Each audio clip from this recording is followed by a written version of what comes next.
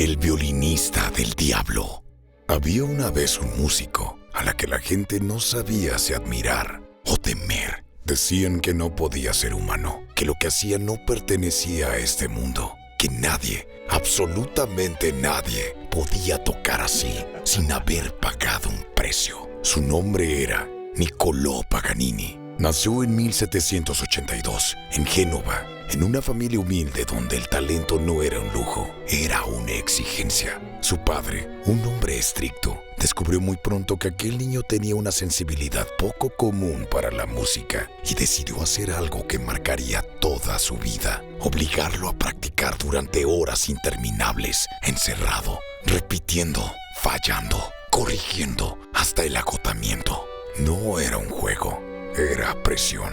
Pero algo ocurrió en ese proceso. Mientras otros aprendían a tocar, Paganini empezó a ir más allá. No se conformaba con ejecutar lo que ya existía. Buscaba sonidos nuevos, formas distintas, posibilidades que el violín en teoría no tenía.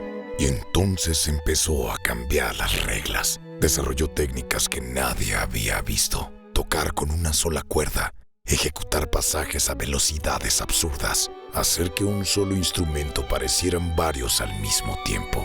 Sus manos largas y extremadamente flexibles le permitían alcanzar posiciones imposibles. Algunos dirían después que su propio cuerpo parecía hecho para eso, pero el público no veía horas de práctica, veía el resultado.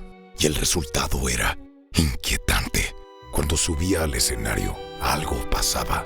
No era solo música, era espectáculo, tensión, misterio.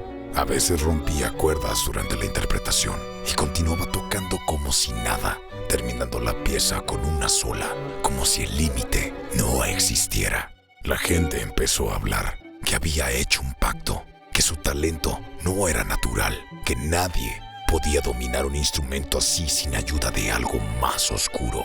Y mientras más crecía su fama, más crecía el mito.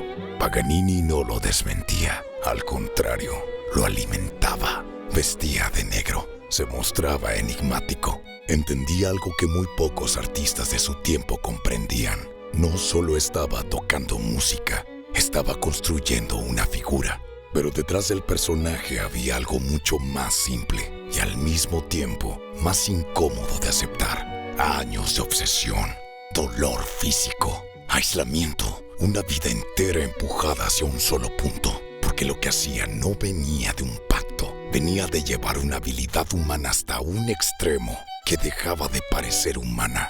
Y eso es lo que realmente incomodaba, que no era magia, que era posible. Cuando murió en 1840, el mito no desapareció. La iglesia se negó a darle sepultura durante años. Su cuerpo fue trasladado de un lugar a otro, como si incluso después de muerto siguiera siendo una anomalía. No porque hubiera pruebas de nada, sino porque la historia que la gente había construido sobre él era más fácil de creer que la verdad.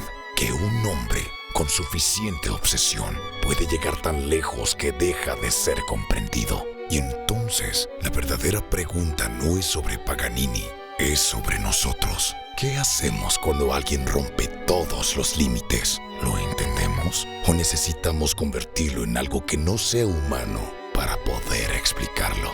La puerta de la memoria.